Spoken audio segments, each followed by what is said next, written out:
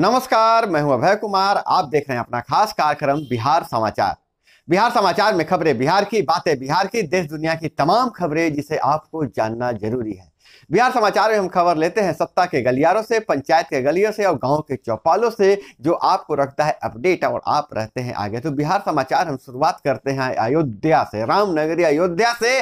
अयोध्या में प्राण प्रतिष्ठा के दूसरे दिन भी भक्तों की लंबी कतार लगी हुई है और जहां एक तरफ मंदिर प्रशासन ने यह व्यवस्था बनाया था कि मोबाइल और इलेक्ट्रॉनिक गैजेट को साथ में नहीं ले जा सकते हैं, लेकिन श्रद्धालुओं की भारी भीड़ के कारण मंदिर प्रशासन के पास उनके मोबाइल रखने के जगह नहीं बचे। इसलिए आज श्रद्धालु मोबाइल लेकर भी मंदिर परिसर में चले गए। वहीं नरेंद्र मोदी ने प्राण प्रतिष्ठा में शामिल होकर एक देश को बड़ा संदेश दिया है। मोदी ने कहा, यह दिन विजय का नहीं बल्कि विनय का भी है और 48 सेकंड के शुभ मुहूर्त में प्राण प्रतिष्ठा हुआ है। 2 फीट लंबी सोने की छड़ी से हृदय को स्पर्श करते ही प्राण स्थिर हुआ। अयोध्या की सुबह भोर शंख से गूंजी और रामलला के शयन कराकर लोग अब सोएंगे। तो अयोध्या एक बहुत बड़ा टूरिस्ट स्पॉट बना गया है और अयोध्या से लौटने के बाद ही प्रधानमंत्री नरेंद्र मोदी तुरंत लौटने के बाद नरेंद्र मोदी ने 1 करोड़ घरों में सोलर पैनल लगाने का आदेश दिया है, योजना बनाई है। सूर्यवंशी राम से ऊर्जा मिलती है, पीएम मोदी बोले। भारत में सौर से 5,000 लाख करोड़ KWH बिजली का उत्पादन होगा। तो यह बहुत बड़ी खबर है कि मोदी ने रामलला के प्राण प्रतिष्ठा से लौटते ही 1 करोड़ घरों में सोलर पैनल का गिफ्ट देने वाले हैं। और इधर लोकसभा चुनाव को लेकर अंतिम मतदाता सूची का प्रकाशन कर दिया गया है बिहार में। इसी के आधार पर लोकसभा चुनाव होंगे। 12,09,000 वोटर बढ़े हैं। पुरुषों से अधिक महिलाओं ने नए नाम जुड़वाए हैं और इस बार 9,26,000 मतदाता पहली बार मतदान करेंगे। 18 से 29 वर्ष के मतदाता बढ़े हैं, बाद की उम्र वाले घटे हैं और अकेले पटना जिले में 49 लाख से अधिक मतदाता हैं। शिक्षा विभाग के मुख्य अपर सचिव के पाठक को लेकर बिहार की राजनीति गर्म है। अब अफसरों में भी मतभेद सामने नजर आने लगे हैं और वहीं यहाँ के पाठक ने पूछा था कि जिलाधिकारी को क्या आदेश है कि 144 के तहत सिर्फ विद्यालय ही बंद करे। डीएम ने बच्चों के ठंड से बचाव के लिए 23 तक 8वीं तक की कक्षाएं बंद रखने का आदेश दिया है। अब उनके आदेश की धज्जी उड़ाई जा रही है। नवादा के डीएम ने भी, गया के डीएम ने भी छुट्टियां बढ़ा दिया। वहीं पटना के डीएम ने तो कह दिया सीधे कि हम उनकी बात नहीं मानेंगे। विभाग ने डीईओ को स्कूल खोलने का आदेश दिया। शिक्षा विभाग ने डीईओ को स्कूल खोलने का आदेश दिया तो डीएम बोले एसीएस को आदेश बदलने का पावर नहीं है। तो बहुत बड़ा कंट्रोवर्सी बिहार में शुरू हो गया है के पाठक के एक चिट्ठी के कारण, एक आदेश के कारण। जहां पहले से परंपरा थी कि विद्यालयों को बंद करने का जो सूचना है डीएम जारी करते थे, के पाठक ने कहा कि बिना शिक्षा विभाग से अनुमति लिए आप ऐसा आदेश जारी नहीं कर सकते हैं। तो पटना जिले में 23 जनवरी तक सभी सरकारी और निजी स्कूलों में 8वीं तक की कक्षाएं बंद है। यह आदेश डीएम डॉक्टर चंद्रशेखर सिंह ने रविवार को जारी किया था। इस पर सोमवार को शिक्षा विभाग से सवाल उठाते हुए पटना डीएम को पत्र लिखा है। माध्यमिक शिक्षा निदेशक कन्हैया प्रसाद श्रीवास्तव के द्वारा लिखे जाने वाले पत्र में कहा गया है कि स्कूल बंद करने से पहले विभागीय अनुमति लेनी है, जो पटना डीएम के द्वारा नहीं लिया गया है। और इस पत्र के साथ ही अब अधिकारियों में, अफसरों में ठन गई है। और उसके बाद पटना जिला के शिक्षा पदाधिकारी अमित कुमार सभी स्कूलों के प्रधानाध्यापकों को प्रतिलिपि भेजी है। शिक्षा विभाग के निर्देशों को अनुपालन करने के लिए कहा गया है। वहीं आदेश मानने से इनकार किया है। वहीं पटना डीएम ने आदेश को मानने से इनकार किया है। उन्होंने कहा है कि विभाग के अपर मुख्य सचिव या निदेशक को सीआरपीसी के तहत निर्गत डीएम के ऑर्डर को बदलने का पावर नहीं है और डॉक्टरों ने भी इस आदेश को, डीएम के आदेश को सही बताया है। जैसा कि आपको पहले से पता है कि पूर्व डॉक्टर आईएएफ के पूर्व अध्यक्ष डॉक्टर अरुण कुमार ने कहा है कि ठंड बहुत अधिक है। डॉक्टर अजय कुमार और के पाठक के बीच वह विवाद तो आपको याद होगा, जब के पाठक ने पूछा था कि आपने कहीं मीडिया में बैठ दिया है, तो अजय कुमार ने कहा था हाँ मैंने दिया है। तो इस पर के पाठक ने अभद्र भाषा का प्रयोग किया था। उसी समय से डॉक्टरों के एसोसिएशन में और के पाठक में ठना हुआ है। अब यह नया विवाद आ गया है पटना डीएम को लेकर। पटना डीएम कह रहे हैं कि हम शिक्षा विभाग, मेरे आदेश को शिक्षा विभाग के अधिकारी नहीं बदल सकते हैं। अब इसे लेकर तरह तरह की चर्चाएं हो रही है। आपके मन में क्या है, आपका विचार क्या है? क्या डीएम को अधिकार नहीं है कि जिले के स्कूल बंद करे किसी आपात स्थिति को देखते हुए, या फिर के पाठक सही है? जरूर कमेंट में बताइएगा। और इधर गुजरातियों पर टिप्पणी के मामले में तेजस्वी यादव का केस क्यों जारी रखे, सुप्रीम कोर्ट ने सवाल पूछा है। सुप्रीम कोर्ट ने बिहार के मुख्यमंत्री तेजस्वी यादव की याचिका पर सुनवाई हुई। अदालत ने 29 जनवरी तक के लिए सुनवाई को स्थगित कर दिया है। दरअसल तेजस्वी ने अपनी याचिका में कथित तौर पर केवल गुजराती ही ठग हो सकते हैं वाले बयान के लिए अहमदाबाद की अदालत में उनके खिलाफ लंबित आपराधिक मानहानि शिकायत को गुजरात के बाहर ट्रांसफर करने की मांग कर रहे थे। और बड़ी खबर यह है, अयोध्या के हवाले से फिर एक और खबर बता दे रहे हैं कि जहां पटना से अयोध्या का हवाई टिकट 9,000 रुपया था, उसे स्पाइस जेट ने 3,000 रुपया कर दिया है। और इधर बड़ी खबर आ रही है शिक्षा विभाग से ही। शिक्षा विभाग दूसरे चरण का परीक्षा लिया गया है, उसका सप्लीमेंट्री रिजल्ट नहीं आएगा। शिक्षा विभाग द्वारा लिया गया दूसरे चरण की शिक्षक नियुक्ति परीक्षा का पूरक मतलब सप्लीमेंट्री रिजल्ट नहीं आएगा। शिक्षा विभाग के अनुसार अब जबकि दूसरे चरण में चयनित अभ्यर्थियों को नियुक्ति पत्र देने के बाद विद्यालय आवंटन की प्रक्रिया जारी है। ऐसे में पूरक परीक्षा फल निकालना मुनासिब नहीं होगा, ये बीपीएससी ने कहा है।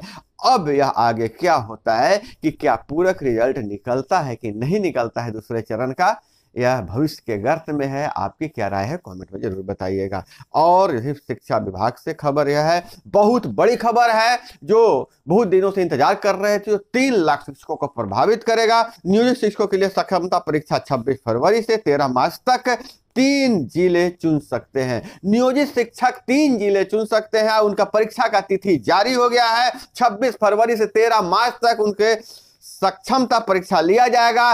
परीक्षा पाठ्यक्रम बीपीएससी शिक्षक नियुक्ति परीक्षा 1 और 2 जैसा ही होगा। जैसे सवाल बीपीएससी में पूछे गए थे वैसे ही सवाल सक्षमता परीक्षा में पूछे जाएंगे। 150 वस्तुनिष्ठ प्रश्न पूछे जाएंगे। नियोजित शिक्षकों को राज्यकर्मी का दर्जा देने के लिए सक्षमता परीक्षा की तिथि जारी कर दी गई है। बीपीएससी ने कहा है बीपीएससी शिक्षक नियुक्ति परीक्षा 1 और 2 के लिए निर्धारित पाठ्यक्रम लागू होगा। परीक्षा ऑनलाइन 26 फरवरी से 13 मार्च तक आयोजित की जाएगी। इसके लिए आवेदन 1 से 15 फरवरी तक करना होगा। तो बहुत बड़ा यह अपडेट है, बहुत बड़ी जानकारी है शिक्षा विभाग से लेकर। और इधर आयुष्मान भारत के तहत गरीबों का मुफ्त इलाज होता है 5 लाख तक केंद्र के इलाज की गारंटी से राज्यों के हाथ तंग हो रहे हैं। प्रीमियम दुगना हुआ, आयुष्मान भारत कार्ड का प्रीमियम दुगना हुआ, पर केंद्र के राशि नहीं बढ़ाने से राज्यों पर बोझ बढ़ा है। गुजरात, राजस्थान, छत्तीसगढ़ ज्यादा राशि दे रहे हैं। 30 करोड़ आयुष्मान कार्ड बन चुके हैं 26 राज्यों और 7 केंद्र शासित प्रदेशों में। 6 करोड़ 20 लाख से अधिक लाभार्थियों का मुफ्त इलाज हो चुका है। सबसे अधिक कार्ड वाले शीर्ष 10 राज्यों उत्तर प्रदेश, मध्य प्रदेश, महाराष्ट्र, गुजरात, छत्तीसगढ़, असम, राजस्थान, कर्नाटक, आंध्र प्रदेश और झारखंड शामिल है। और 5 साल में केंद्र ने हिस्सेदारी नहीं बढ़ाई है। यह पेच फंसा हुआ है। राज्यों ने दायरा बढ़ाया, अन्य को दे रहे हैं लाभ है। योजना के तहत राज्यों का खर्च बढ़ने की वजह यह है कि केंद्र सिर्फ सामाजिक, आर्थिक और जातिगत जनगणना एसईसी में शामिल लोगों को ही लाभ देता है, जबकि राज्य सरकारें ने इसका दायरा बढ़ा दिया है, वे दूसरे वर्गों को भी लाभ दे रहे हैं। वहीं कुछ राज्यों ने बीमा कवर भी 6 लाख से बढ़ाकर 10 लाख रुपया कर दिया है। इसके कारण पैसे की कमी हो गई है। अब राज्य सरकारें केंद्र सरकार से पैसे मांग रही है। और राहुल की 30 जनवरी को पूर्णिया में होगी सभा। कांग्रेस के राहुल गांधी यात्रा पे निकले हुए हैं और उनको 30 जनवरी को पूर्णिया में उनकी सभा होगी। और इधर अगर बिहार से अन्य खबरों की बात करें तो राजनीतिक खबरों के डॉक्टर सुनील ने जदयू छोड़ा, कहा पार्टी रहने लायक नहीं, कार्यकर्ताओं का सम्मान नहीं। पूर्व प्रवक्ता जो है डॉक्टर सुनील कुमार सिंह ने जदयू छोड़ दी है, कहा कुछ नेताओं के गिरोह पार्टी चला रहा है। सर्वमान्य नेता चुप है। उन्होंने नीतीश कुमार पर सीधे आरोप लगाया है और जदयू से वह उन्होंने पार्टी छोड़ दिया है, इस्तीफा दे दिया है। तो दोस्तों इधर पंचायती राज विभाग के हवाले से जो खबर अभी निकलकर सामने आ रही है कि मुखिया जी का पावर अब बढ़ाया जाएगा। मुखिया जी के लिए राशि जारी कर दी जाएगी और राशि जारी कुछ की भी गई है। वहीं वार्ड किराना प्रबंधन समिति को क्रियाशील करने के लिए एक नई कमेटी बनाई जा रही है, जो यह तय करेगा कि वार्ड किराना प्रबंधन समिति के जिम्मे में कौन कौन सा काम दिया जाए। इसके लिए समीक्षा की जा रही है और बहुत जल्द ही समीक्षा बैठक भी बुलाई जाएगी। और इधर अगर हम बात करें तो गन्ना किसानों के लिए खुशखबरी है। 20 रुपये प्रति क्विंटल की वृद्धि किया गया है, लेकिन किसानों ने इसे अपर्याप्त बताते हुए कहा है कि हमें ठगा जा रहा है। और इधर जो रामलला के प्राण प्रतिष्ठा के बाद राजनीतिक बयानबाजी भी हो रही है। राम मंदिर निर्माण सनातनियों की आस्था से जुड़ा महत्वपूर्ण विषय है, चिराग पासवान का बयान है। वही रामलला के प्राण प्रतिष्ठा से राम राज्य का आगाज होगा, यह नेता प्रतिपक्ष विजय कुमार सिन्हा का बयान है।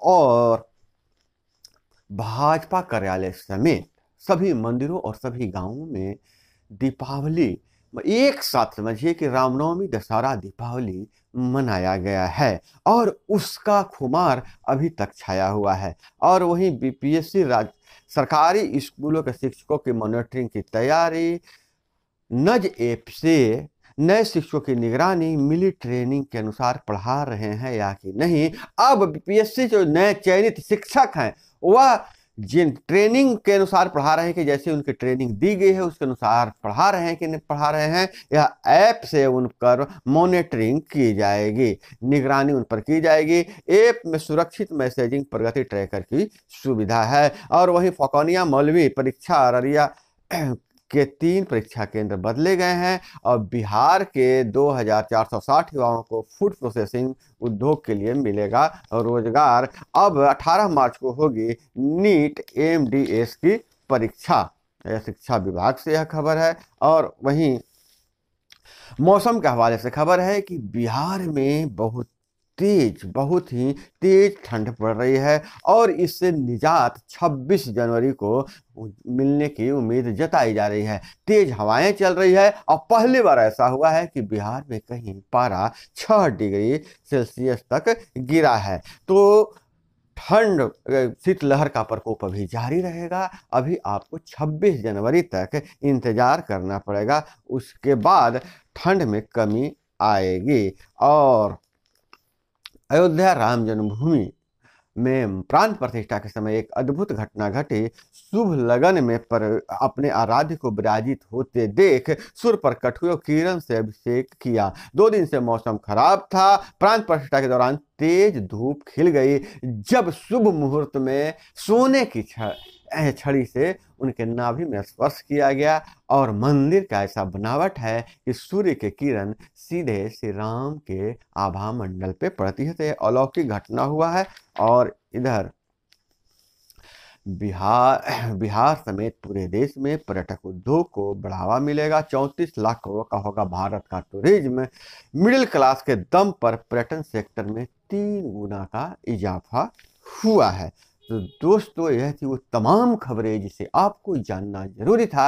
इसी तरह से खबरों के लिए जुड़े रहिए हमारे साथ। चैनल पर नए हैं तो चैनल को सब्सक्राइब कर लीजिए। वीडियो पसंद आए तो एक लाइक जरूर कीजिएगा। अपना बहुत बहुत ख्याल रखिएगा। मिलते हैं अगले वीडियो में। जय हिंद, वंदे मातरम।